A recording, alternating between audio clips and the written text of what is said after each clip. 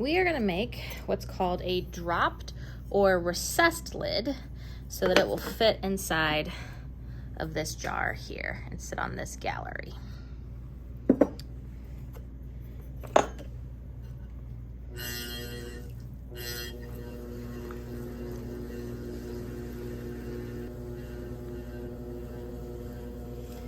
So we're gonna start off by drilling right here.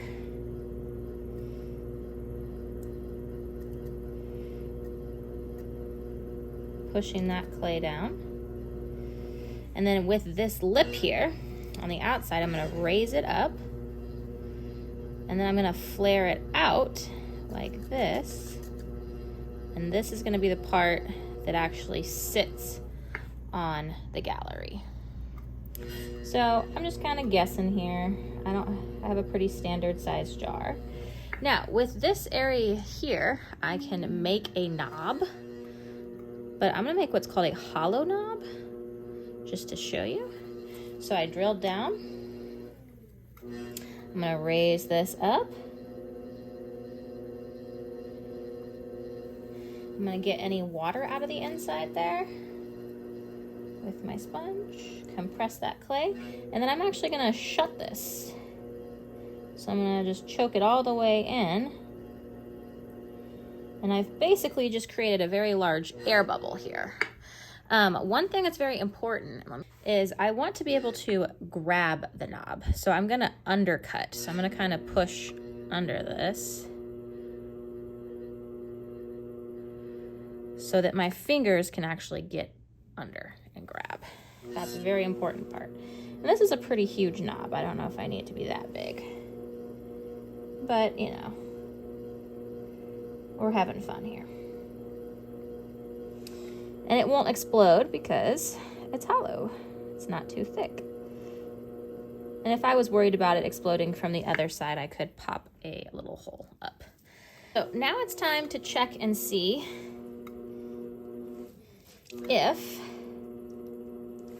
I have measured this right to fit on my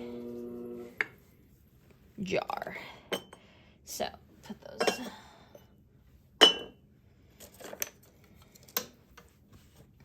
So you always want to have your jar in front of you.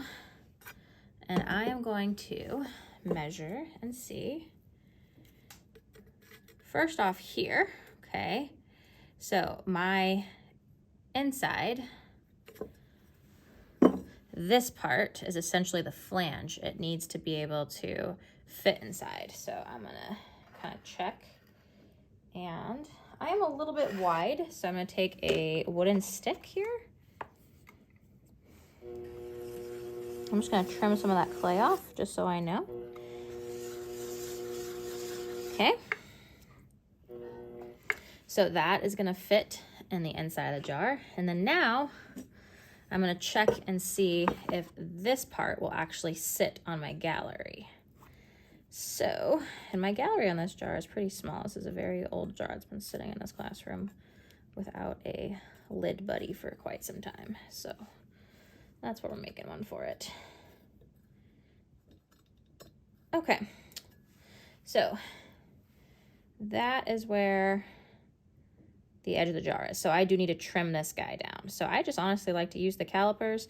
I can even take my needle tool here and just make a little dot so I know that I need to trim that off. Now this clay is gonna shrink some, so I might be a little bit, you know, not cut as much off as it looks like. Because I can always wet trim this with my loop tools when it's leather hard.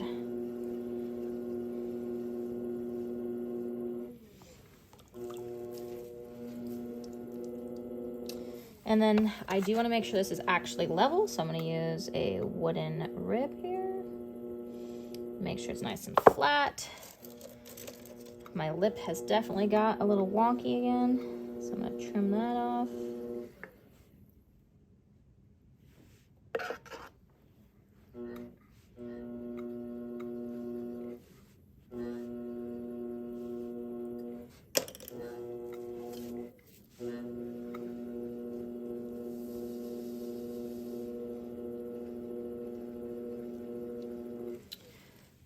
That knob is so huge.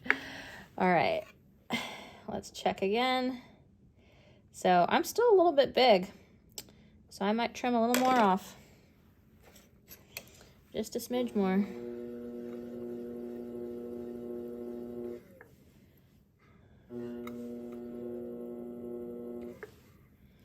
And again, this clay is gonna shrink, so I'm not gonna get exactly right on there. I can always sand the lid, trim the lid to make it the snug fit that I exactly want.